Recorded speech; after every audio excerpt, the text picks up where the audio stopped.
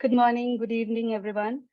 My name is Smita, and I am the editorial marketing manager here at JoVE. Today, we are going to talk about a protocol on total ROS detection in adherent cell via DCFH DA staining. This article was published in the year 2020 by JoVE, and the article got good number of views and attraction from the audience. So today we decided to show the same protocol with you all. Today we have with us Dr. Xiang, who is the associate professor at the University of New Mexico. He's going to share the protocol and the updates on the same.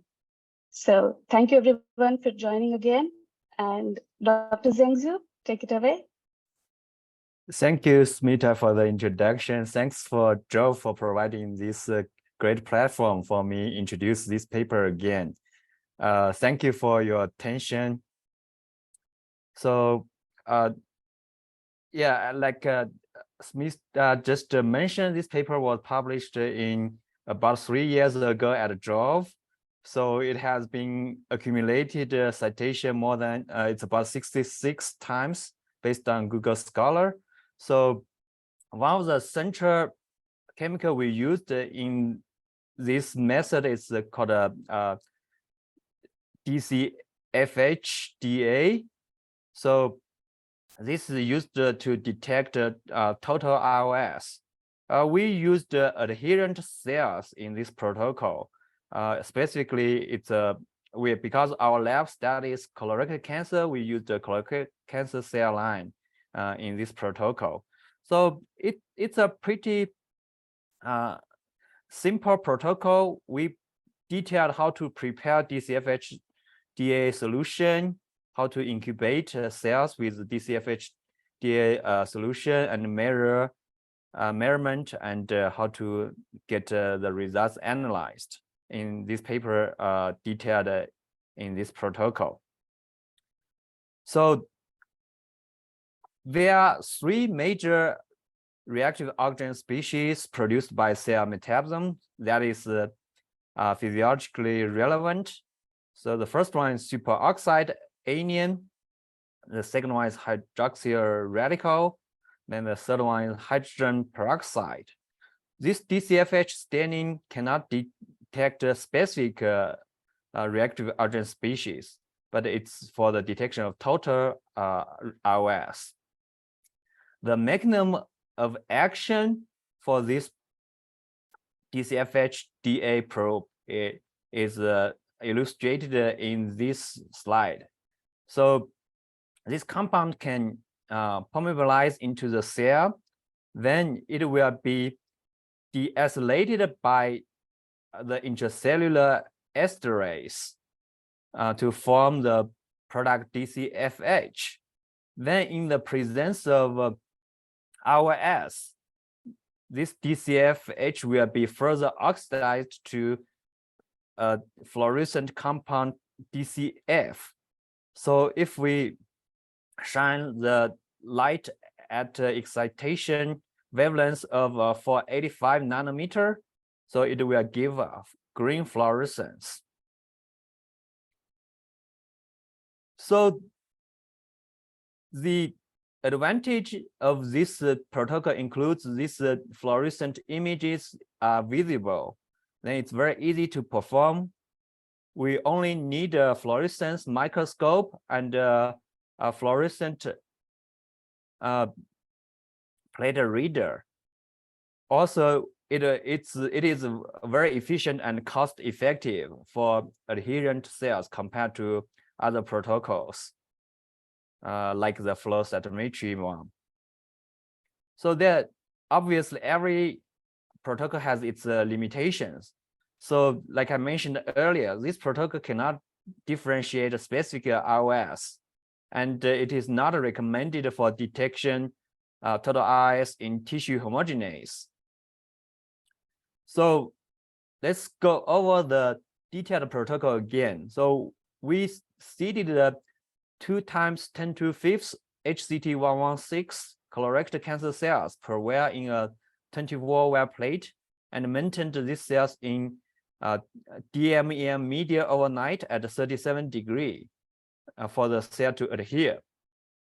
Then we replace the culture media with or without 100 micromolar of ferrous sulfate or 10 micromolar of doxorubicin. These two compounds are used as a positive control. So using this containing media and incubated for another 24 hours.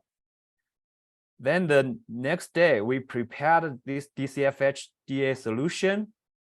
So we dissolved 4.85 milligram of DCFH DA in 1 milliliter of DMSO to make a 10 millimolar stock solution. Then we dilute this stock solution freshly with pre-warmed DMEM, then into 10 micromolar of working solution right before adding to the wells. Then vortex the well for 10 seconds. So then we will remove the drug-containing media and wash once with the DMEM. We add 500 microliter of the DCFH DA solution prepared above into each well and incubated at 37 degrees for another 30 minutes. Then we remove the working solution, wash once with DMEM and twice with 1x PBS. Lastly, we add 500 microliter of 1x PBS to each well to prepare for the imaging, take photos using fluorescent microscope. So then we take the fluorescent microscope, like I mentioned before, it's a green fluorescence, so we can image this GFP channel using a fluorescence microscope. After taking the images, we remove the PBS and add 200 microliter of RIPA buffer to each well. So then we've incubated this on ice for 5 minutes, then collect the cell lysate into 1.5 microliter tubes, then centrifuge at about 21,000 G for 10 minutes at 4 degrees. Then we transfer 100 microliter of supernatant to a black 96 well plate and measure the fluorescence intensity using a fluorescence microplater at an excitation wavelength of 485 nanometer. Again, the emission wavelength will be 530 nanometer. So then we transfer 1 microliter of the supernatant to a clear 96 well plate containing 100 microliter of the 1X protein assay solution to measure the protein concentration. This method we used a Bradford method. So we can normalize this fluorescence intensity with protein concentration. So this is a representative results we published in the paper. So you can see here we performed 2 batches independently. So one batch we used ferrous sulfate as positive control. The second batch we used doxorubicin as a positive control. Both of them has successfully get a nice fluorescence, and the fluorescence was increased compared to the control group. So we also have used this protocol to publish another research paper in toxicology and applied pharmacology in 2019 before. So the critical steps to remind everyone here again, so we should make the DCFH DA working solution fresh, because the aged solution will cause like background fluorescence, which will be not optimal. Then we diluted in pre-warmed DMEM and should avoiding light exposure. This again, it will cause problem to have a high background. So we also want to minimizing cell status disturbance, because if the cell status not healthy, they will generate lots of ROS. So when we don't want to add the stock solution directly into the well, because that will have like a cause a cell status disturbance. Also, you can, from our paper, you can see we add the working solution from the side of the well, gently add it into there to avoid cell status disturbance. Also, we should do extensive PBS washing right before taking images to reduce background. So image should be taken at fields with similar cell density and the same exposure time, so then you can get a good quality of the images. As I mentioned before, this method wasn't intended for specific ROS detection, but in order to detect a specific ROS, such as superoxide anion, so there's some other method you can use, such as this dihydroacidium DHE staining, which gives a red fluorescence excitation wavelength. It will be 535 nanometer. Emission will be 635 nanometer. So there's also a version of this called mitochondria targeting superoxide detection. It's called MitoSoc. There are plenty of commercial available kit for MitoSoc. It's pretty easy. So this is a representative image from a published paper from American Journal of Physiology. They detected these MitoSocs in endothelial cells after challenging with high glucose. High glucose was able to increase this MitoSocs intensity.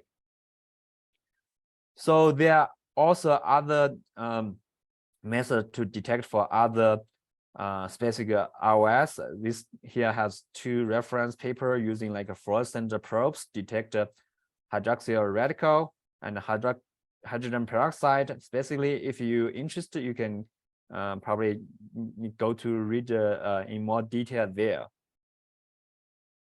So there's another trend of in the field.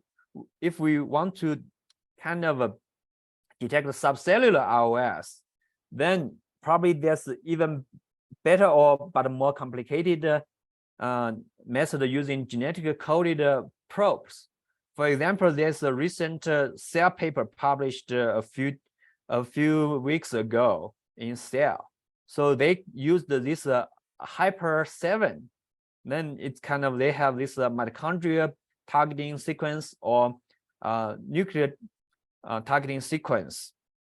Then they can differentiate this mitochondria derived hydrogen peroxide or nucleus localized hydrogen peroxide specifically. So I'm not going to talk about the detail of this paper right now due to the time limits.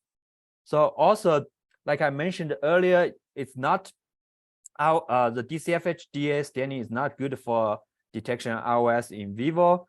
So there has also been reported that you can use the transgenic mice to express certain genetic coded probes to detect ROS in vivo. So this is, I give you an example which was published in JoVE before.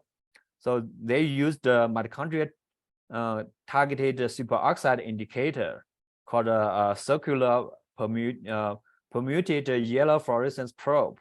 So they are using here is in the skeletal muscles. So in non-transgenic mice, you cannot see the fluorescence, but in the transgenic mice, you can see nice fluorescence in this paper. So yeah, that is pretty much my presentation. This work was done by a talented graduate student, Xiang Kim, in my lab. He has graduated, now he's pursuing postdoc at Harvard, and some of my lab members and my funding. So I see there's some questions. Probably we can stop sharing and start to answer some of the questions.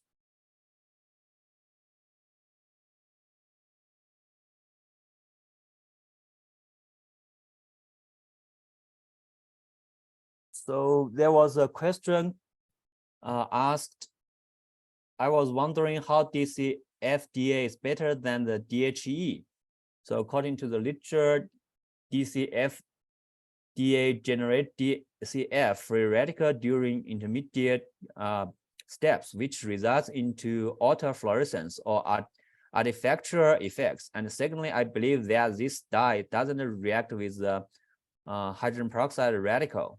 On the other hand, DHE, if we excited DHE at 480, don't you think that could be used for total ROS?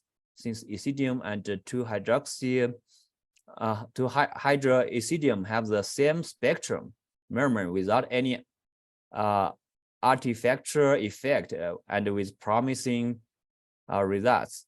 Thank you very much for this question. So I think that's a good question.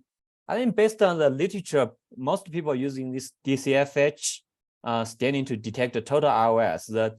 I think for the DHE, most people use it as a red fluorescence, then to detect a superoxide. And probably I didn't mention DHE can be used for in vivo tissue detection. So you can use it for like doing frozen section, then you can using DHE staining on the frozen tissue. So the second, that's probably it's a technical issue. Is it any better? Oh, still the technical issues. Then let's see. Can you go back to the slide where you made up the initial DCFH staining? So, yeah, so the DCFH concentration. Okay, probably I just go back a second.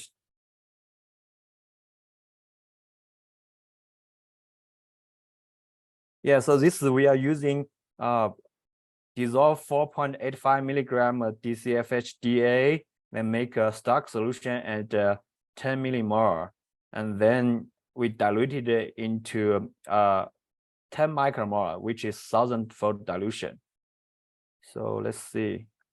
I hope that addresses your question.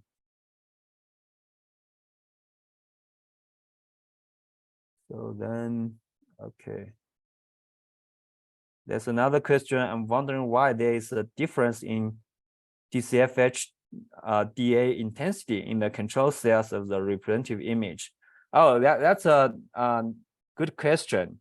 I mean, we discussed it in the manuscript. So then, yeah, we think there's like a batch effect as well, right? So then you really have to it's kind of like sometimes if it depends on the instrument condition and the washing. So we normally kind of trying to get the highest intensity set it as a control. Then we image at the same exposure time for that.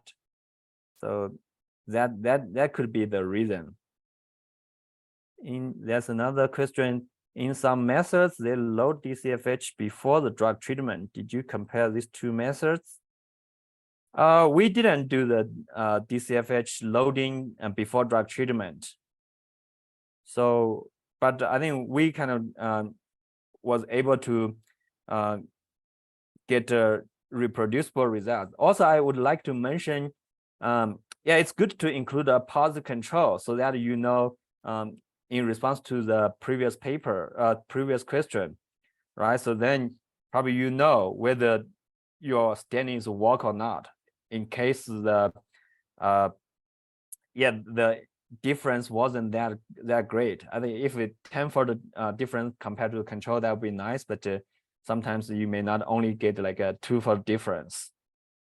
So include a good control, that would be great. So there's another question. Do we need equal number of cells to detect ROS? By the way, control and treat the cells if using multi-model or when using reprolysis buffer. then do we need the same amount of protein?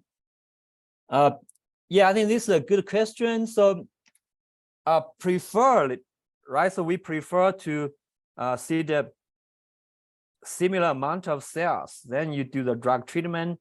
Potentially, we don't really want to have cytotoxicity on these cells. So it probably, but sometimes that may happen. That's why using normalization of the cell number is critical to, to normalize the protein amount. So we use the protein amount to in this published paper, but you can also use some like a nuclear staining, such as Hox staining. So then you can normalize the number, then to give a good normalization to the intensity as well. Do you also use a negative control? Yes, I think this is also a good question. We didn't include a negative control in this paper. But I think, yeah, you can try to do some negative control. So, for example, you can plate the just using the a well without cells. Then you do the same thing. Then you can see whether you can get any signaling. But I think, yeah, normally you don't get a signaling by that way. Okay, I think there's probably one more question. So in some, that's the one I already asked. The last question is, what about the pro-oxidant treatment on the cells? So I'm not sure this question is about. I think if you use the pro-oxidant treatment, potentially that will increase the ROS intensity. So that could be a good positive control. Or if you want to detect this pro-oxidant effect, then I think it could be this method could be a good application for this purpose. Okay, yeah, I don't see more questions. Yeah. Is there any other question? I don't think so. Okay, looks like this is it. Thank you, Dr. Xiang, for your insightful presentation on this topic. And thank you, everyone, for your excellent questions and joining in today. We will be sending a follow-up email of this webinar, wherein you can see the full recording of the webinar. And you would also get some other options to engage with JoVE further. So thank you for joining in. Have a good day, a good evening, a good night. Thank you. Thank you very much. If you have a further question, don't hesitate to contact me. Thank you very much for JoVE. Thank you. Have a good day. Yeah. Bye-bye.